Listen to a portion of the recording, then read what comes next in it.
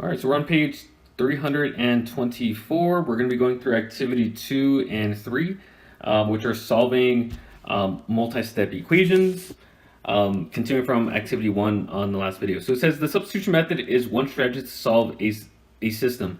When you use this method, you create a new equation with one unknown from the given, and typically we have two equations.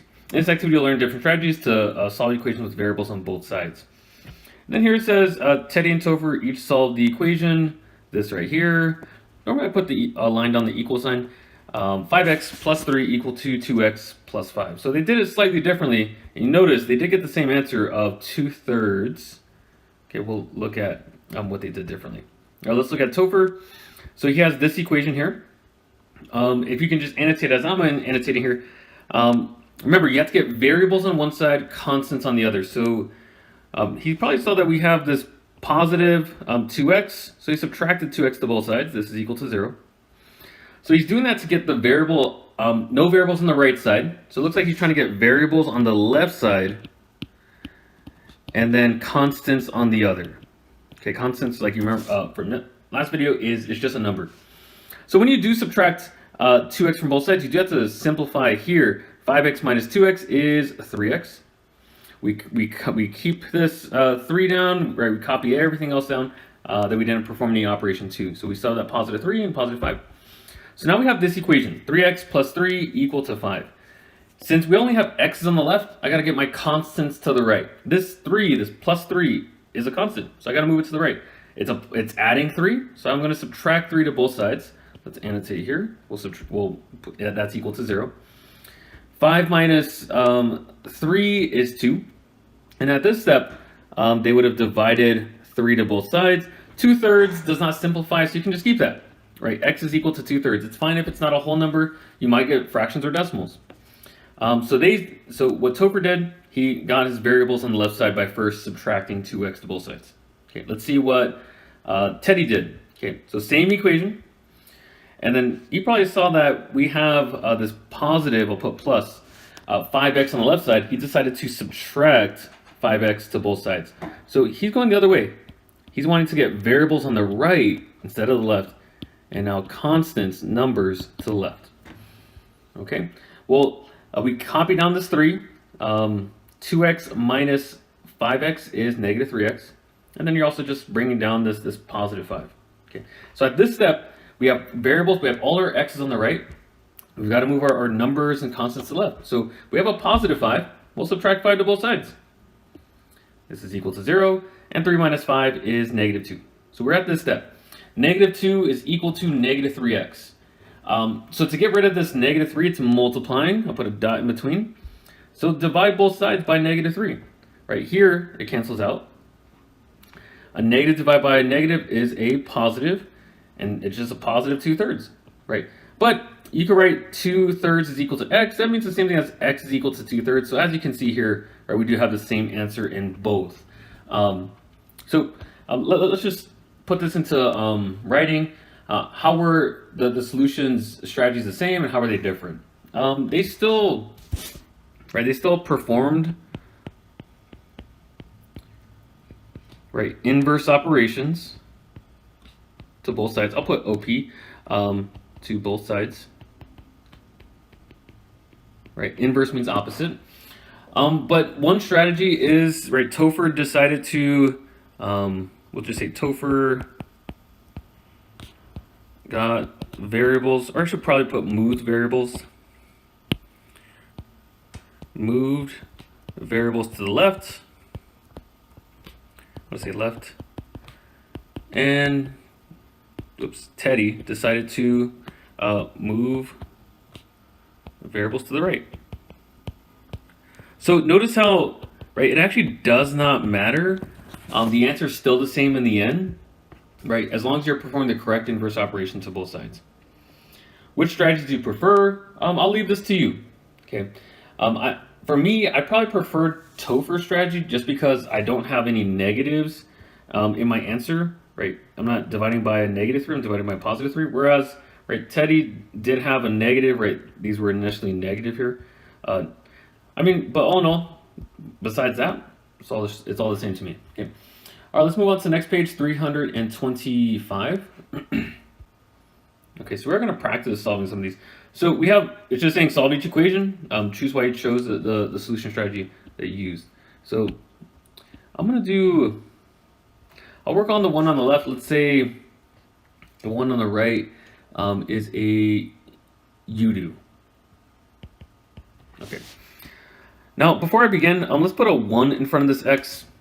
And you can move your variables to either side. I'm going to move my variable, I'll put my variable to the right and my constants to the left. Okay. So since I want my variables to the right, I already have this 5x on the right, but this 1x is not there. Okay, so I got to move that there. It's a positive 1x. So then you ask yourself, what's the opposite of that? I'm going to subtract 1x to both sides, and I'll write it underneath this 5x because that's a like term with it. They both have x's. Okay. I normally put an equal sign and I rewrite everything. I rewrite this -6. I'll simplify 5x minus 1x is 4x. And I copy down this positive 10. All right, so great. I've got x's on the right. Now let's move all my numbers to the left. All right, so in this case, this is a two-step equation.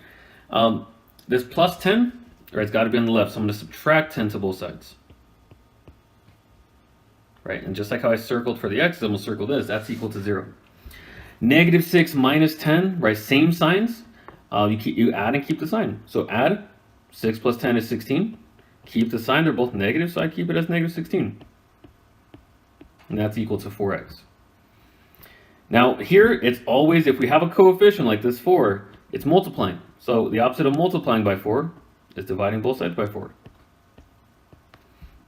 Okay, well, 4 divided by 4 is 1. 1x is the same thing as x.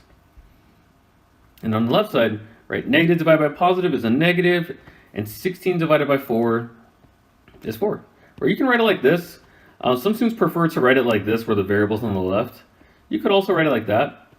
But just so you know, right, either way of writing it is exactly the same thing. We're saying that the x is equal to -4 in any way, despite the location of it. Okay. So in this case, we subtracted x to both sides. Okay. So I'll leave it for you to try to figure out where do you want to move your variables to, and then try to solve this one. And let me know so I can check and give you some feedback on it.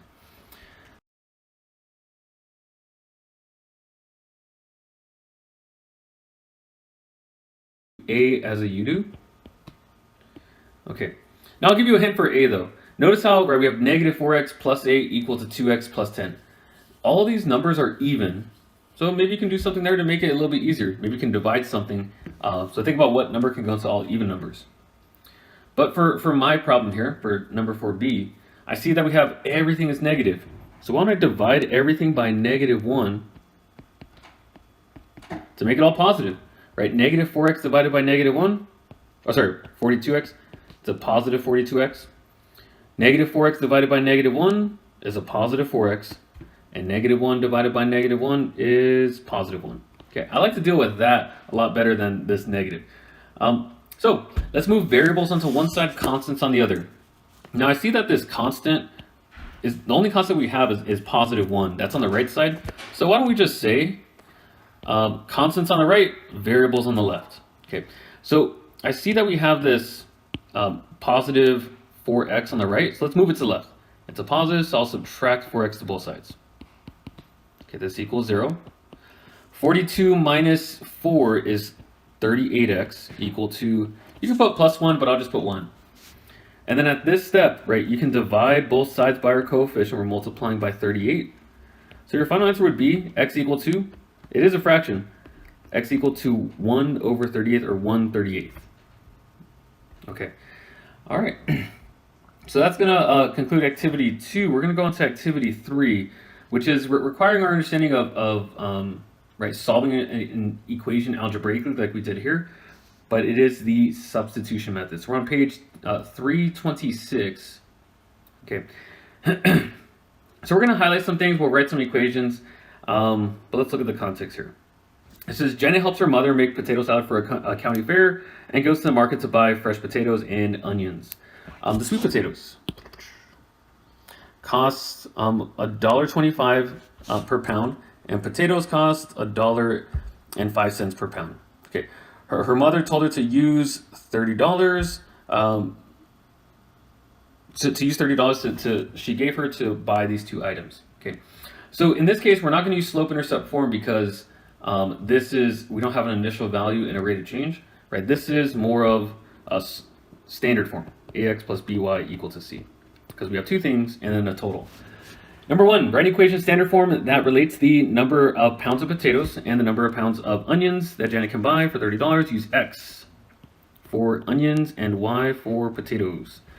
Okay, so x is onions. So the thing that was related to onions is this 1.25. So this will be 1.25x for onions. Plus, instead of by, it'll be 1.05 y.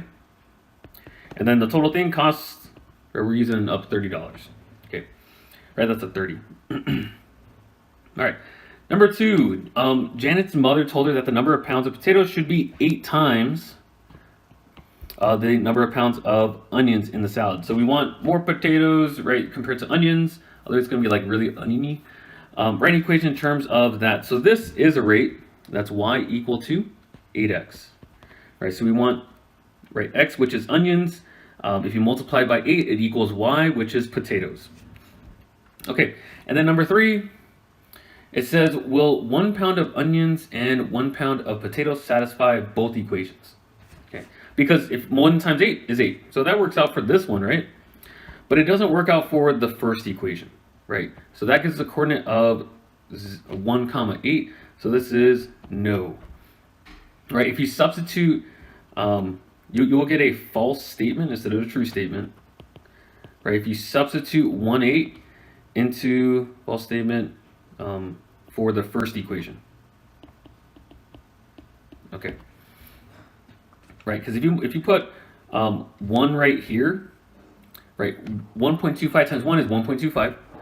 8 times 1.05, that would be $8.40. $1.25 plus $8.40, that does not equal $30. So that's not going to work out. Okay, so there's another way that we can go about this, and that is the title of the lesson, which is, right, activity, which is the substitution method. Okay, so let's go through it step by step, the worked example. So we have these two equations here. The first step is to use the substitution method, begin by choosing one equation and isolating one variable, and then you consider this the first equation. So because y is equal to 8x is in slope-intercept form, this is the first equation. This is what we call the solved equation, because we have a variable equal to a bunch of stuff. Okay, we'll substitute this, but we'll look at step 2 actually. Now substitute this expression equal to the isolated variable into the second equation. So we're going to substitute this 8x, because it's equal to y, right here, wherever we see y in the other equation. So notice how I'm replacing y with 8x. Okay. So with this, right, you can solve this equation. If we plug it in, if you multiply, right, like I said, 1.05 times 8x, it's $8.40. And these two things are like terms here, right? If you combine this, $1.25 plus 8.40, that's 9 and 65 hundredths x equal to 30. Now, how we got this answer, you can use a calculator, but we divided both sides by the coefficient of 9.65. Okay. Now, this gives us one part, right? This gives us x, and x is what we said is onions. So this is 3.1 pounds of onions. Now, we need to find y, because we know that our answer is always in terms of x comma y, because it's two values, right, for both these equations. So what you do to find y is you substitute the value of y into, x into y equal to 8x. So this 3.1 goes here for x. And if you multiply that, or you can use a calculator or just multiply it freehand, it is 24.8. So this means it's 24 and 8/10 of a pound of potatoes. So this does give us our answer. We can check our answer. How you would check your answer is you would plug in into the original equation. I'll put 3.1 for x. I'll put 8.8 for y. Now we did have to estimate here. Actually, so instead of putting equal to, we did have to estimate for x. We'll put approximately equal to 30. So I'd like for you to try to simplify the left side. If you multiply, right, these two numbers and add that after you multiply these two numbers, you should get something very close to 30. Okay, but also the other equation, y equal to 8x, right? That is 24.8 equal to 8x, right? 8 times x was 3.1. Whoops, another approximately equal to. Simplify that, you should get something very close to each other. Okay. All right, but let's move on to page 238.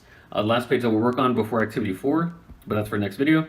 What is the solution to the system? The solution as an ordered pair, since it's x comma y, is 3.1 comma 24.8.